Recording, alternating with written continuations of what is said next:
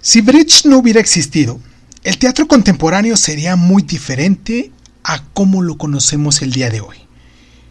Y no son solo palabras. ¿O sí? Que al cabo de eso hablamos, ¿no? Además, un dramaturgo radicalmente innovador, también fue el más importante teórico del teatro del siglo XX, fue Bertolt Brecht, el que rompió con los siglos del dominio del teatro clásico, renovó la escena y abrió los ojos del público a una nueva concepción dramática que llamó teatro épico.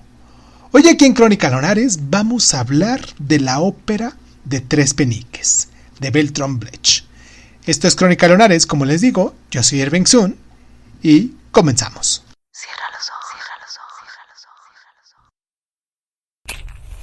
Si escuchas que alguien se acerca, no temas, todo estará bien.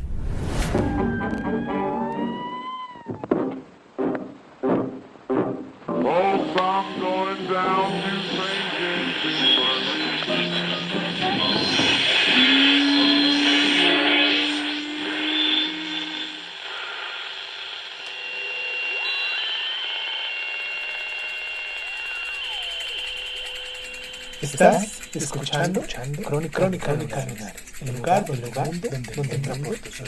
por tus oídos. Bienvenido. Eugen Bertolt Friedrich Brecht fue un revolucionario en el más amplio sentido de la palabra. Fue marxista y antifascista, portavoz y maestro de la gente sencilla y trabajadora, fustigador de la estrechez de miras de la burguesía, hombre comprometido con la lucha anticapitalista que sufrió la persecución, el exilio y la quema pública de sus obras. El tiempo que le tocó vivir, la primera mitad del siglo XX, no fue precisamente fácil. Con 2 guerras mundiales y la pesadilla de los fascismos acampando a sus anchas primero en Europa y después por Estados Unidos, él había nacido en 1998 en una familia burguesa de Habsburgo. Ya de niño dio muestras de su carácter rebelde e inconformista, ya que le atraía la libertad y se empeñaba a vivir al margen de las normas de su tiempo. Fue un niño de gran precocidad intelectual. Desde muy pronto comenzó su búsqueda de alternativas para construir una sociedad más justa e igualitaria, y aunque en 1917 empezó la carrera de medicina, la abandonó tras hacer el servicio militar como médico. Le gustaba demasiado la escritura. Sus primeros poemas sobre vagabundos y prostitutas se publicaron en el año de 1914, cuando contaba con tan solo unos 16 años, y su primera obra de teatro, Bal, la escribió en 1918 y se estrenó con gran éxito en 1923. Durante los años 20, Brecht fue desarrollando sus planteamientos políticos y sociales y su teoría dramática antirrealista, que procuraba distanciar al espectador para obligarle a reflexionar sobre lo que veía. Ya en 1933, con el ascenso del nazismo, sus obras fueron prohibidas y tuvo que exiliarse primero en Escandinavia y después en Estados Unidos, hasta que en 1948 el ambiente enrarecido de este país, en el que iniciaba la cruzada anticomunista macartista, le decidió regresar a Berlín del Este, donde fundó la compañía teatral Berliner Ensemble. Sin embargo, tampoco aquí encontró reposo, pues su inconformismo le llevó a denunciar los abusos del recién instaurado régimen comunista de la RDA.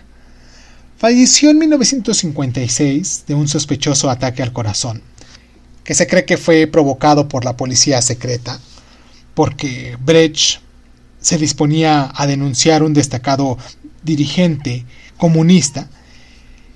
Y entre sus obras destacan La excepción de la regla, hecha en 1930, Galileo Galilei, que se escribió de 1938 al 39, Madre Coraje y sus hijos, que también se hizo en el 39, La irresistible ascensión de Arturo Uy en 1941 El Círculo de Tiza Caucasiano en 1944 y la Ópera de Tres Peniques, de la cual hablaremos el día de hoy, que se hizo en 1928. Vamos a hacer nuestra primera pausa aquí en el programa para que ustedes nos dejen sus comentarios, porque mucho nos llenaría a nosotros escuchar sus comentarios. Bueno, en este caso leer sus comentarios, o quien quiera también nos puede dejar un comentario de audio en Telegram. Recuerden que estamos en Telegram como Crónica Lunares Dizun, así nos encuentran en Telegram. Pero pues nos encuentran para escucharnos en iVoox, escucharnos y descargarnos y compartirnos, claro, en iVoox, en Anchor, en Breaker Audio, en Google Podcast, en Apple Podcast, en Overcast, en Radio Republic, en Spotify, en TuneIn, en YouTube, en SoundCloud, en Speaker y en iHeartRadio. Vamos a hacer nuestra primera pausa y ya meternos de lleno con nuestra obra del día de hoy. Vamos a hablar del argumento y vamos a hablar de nuestros personajes como nos gusta. Vale, vamos a nuestra pausa y regresamos.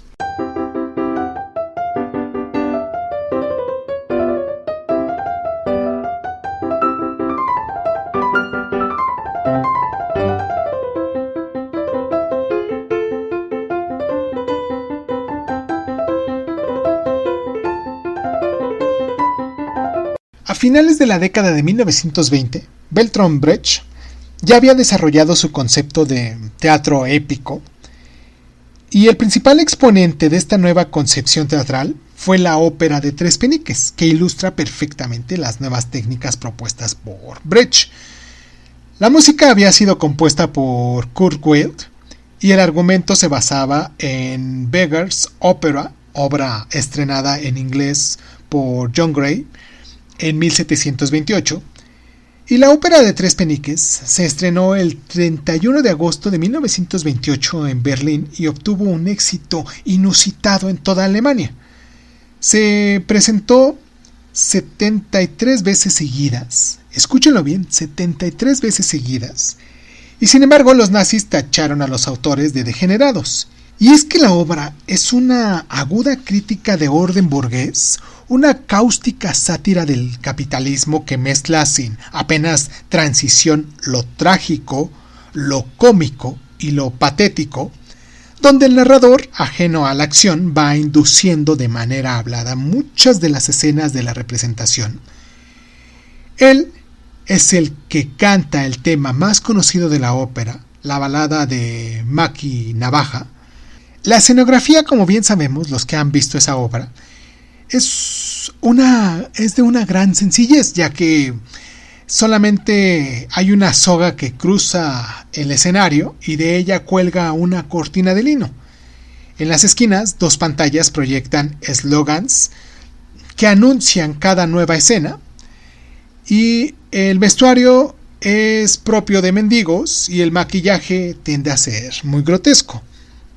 Por el escenario desfila una serie de personajes, a cada cual más marginal, lo que es Maki Navaja, el jefe de los bandidos; Polly, la hija del cabecilla de una cuadrilla de mendigos, enamorada de Maki; Brown, un policía corrupto; Jenny, lo que es la prostituta y antigua compañera de Maki.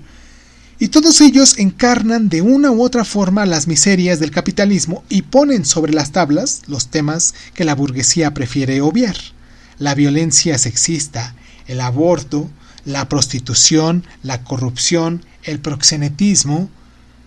Esta obra no tiene desperdicio y bien vale la pena ir a verla, o leerla al menos. Vamos a hacer nuestra pausa, porque quiero mandar un abrazo a la gente que nos escucha en la zona de Nueva Zelanda, que nos escucha también en Francia, que nos escucha en Alemania, que nos escucha aquí en mi país, sobre todo mucho a la gente que es fiel y que nos está escuchando aquí en México. Y pues nada, vamos a nuestra pausa y después ya les seguimos mandando saludos a todas las demás personas, ¿vale? Mientras vamos a nuestra pausa y regresamos con las claves de lectura.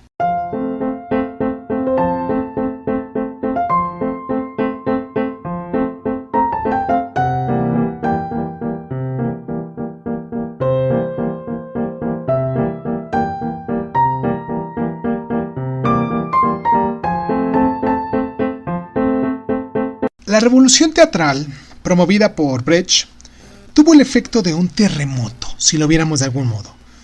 Pero como suele suceder, se basaba en una idea sencilla. Brecht creía que había llegado el momento de romper el teatro clásico, y así lo hizo.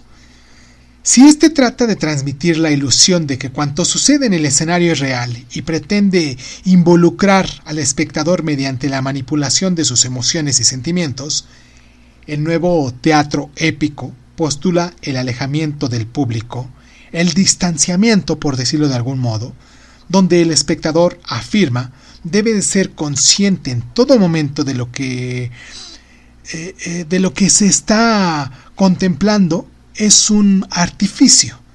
La intención última no es, como en el teatro clásico, provocar una catarsis en el espectador, sino inducir a la reflexión racional sobre lo que se muestra. La diferencia en este caso es la clave. En el teatro clásico, el destino de los protagonistas está marcado por su carácter y su personalidad, y en el teatro épico, sin embargo, considera que el individuo está alineado y que es su contexto el que determina su destino. Este planteamiento es el nudo de la ópera de Tres Peniques, por la que desfila un puñado de personajes que en realidad en ningún momento tienen la opción sobre sus vidas, algo que incluso se explicita en el texto de una canción, que dice así: ser un hombre bueno, ¿a quién no le gustaría? ¿A quién no le gustaría vivir en paz y armonía? Pero las circunstancias, ¡ay!, no son así. El objetivo del teatro para Brecht es revolucionario, como lo fueron todos los planteamientos vitales, claro. Despertar el espíritu crítico para, a través de él, impulsar la acción revolucionaria. El teatro debe mostrarnos la posibilidad de cambiar el mundo, por eso no apela a los sentimientos, sino que persigue la ilustración del espectador. Pretendía que tras asistir a las presentaciones de sus obras, la gente entablara espontáneas discusiones sobre lo que acababa de ver. El otro objetivo es el entretenimiento, aunque en cierta forma superditado al éxito de la ilustración. Brecht creía necesario entender. Decía: no basta con exigirle al teatro conocimientos, reflejos ilustrativos de la realidad. Nuestro teatro debe estimular el deleite del conocer, organizar la alegría por el cambio de la realidad. Nuestro teatro tiene que enseñar todos los placeres y alegrías de los inversores y descubridores, los sentimientos triunfales de los liberadores. Bertolt Brecht fue, sin duda, el dramaturgo más importante del siglo XX y fue también un ser humano lúcido, capaz de hacer frente al totalitarismo con la palabra, que es la mejor forma de hacer frente a la besania. Artista fecundo, autor de más de 500 piezas de teatro y 6.000 poesías, y ha sido traducido a gran cantidad de lenguas, y sus obras siguen publicándose y representándose hoy en todo el mundo sin que hayan perdido un ápice de actualidad.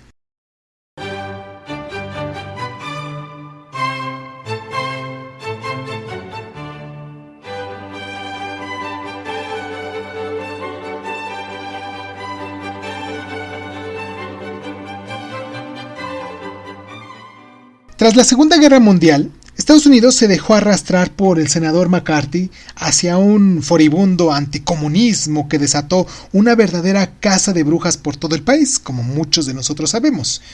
Miles de personas sufrieron estos interrogatorios y de súbito nadie estaba libre de sospechas, ni siquiera el presidente o algunos secretarios de Estado. Los nuevos inquisidores no tardaron en reparar en Brecht, como tendría que haber sido.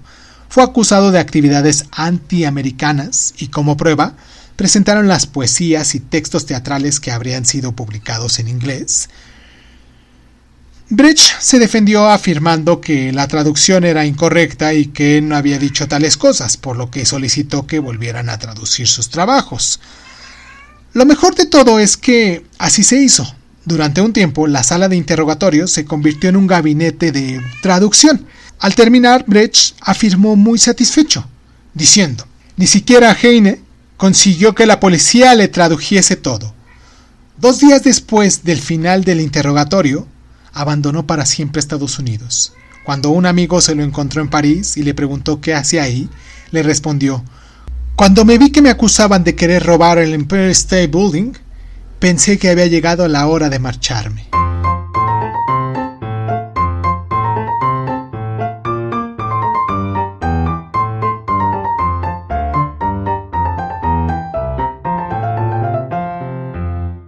Bertolt Brecht murió en Berlín, en la Berlín del Este, el 14 de agosto de 1956, de una trombosis coronaria.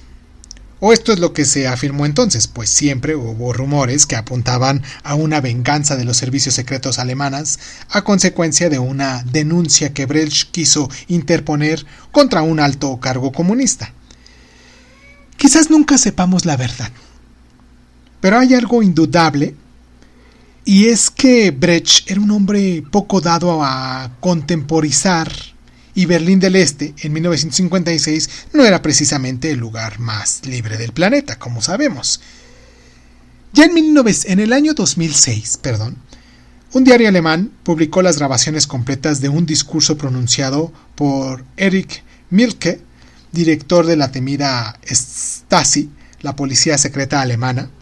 En él, Mielke afirma que Brecht quería denunciar a un dirigente de la Staatssicherheit y agrega, tras una sospechosa pausa: «y después murió de un infarto».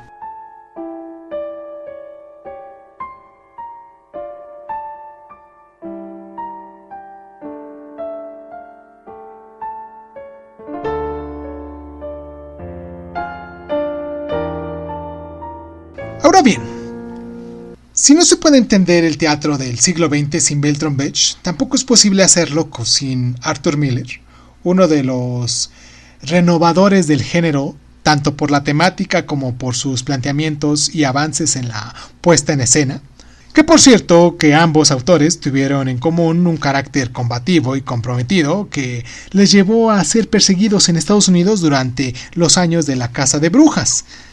La obra más trascendental de Miller, La muerte de un viajante, por la que obtuvo el premio Pulitzer de teatro y el premio de la crítica en Nueva York, cuenta la historia de Willy Loman, viajante de profesión que a los 63 años, sintiéndose fracasado como padre y como persona tras ser despedido de su empresa, decide matarse para que su familia pueda cobrar en su seguro de vida. Junto a Miller destaca también la figura de Tennessee Williams, que con sus obras recrea la violencia latente de la sociedad americana, impresa a fuego desde sus orígenes.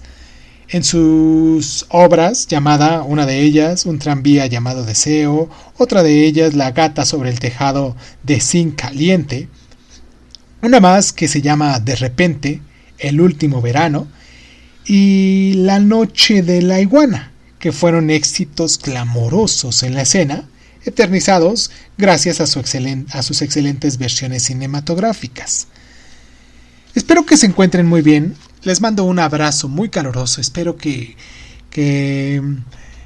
aún a destiempo nos estén escuchando. Disfruto mucho hacer estos programas para ustedes porque dentro de toda mi organización, mi investigación, me doy cuenta de todo lo que aprendemos aquí en conjunto, algo de lo cual pues tengo la idea de poderlo compartir con ustedes, que siempre se aprende más cuando se comparte más. Y pues nada, yo soy Irving Sun, esto es Crónica Lunar y los invito a que nos visiten en nuestro canal, ya sea en YouTube, que se suscriban con nosotros, que nos dejen sus comentarios también ahí mismo o que nos sigan en Facebook como Crónica Lunares de Sun. Y pues nada, muchísimas gracias por estar.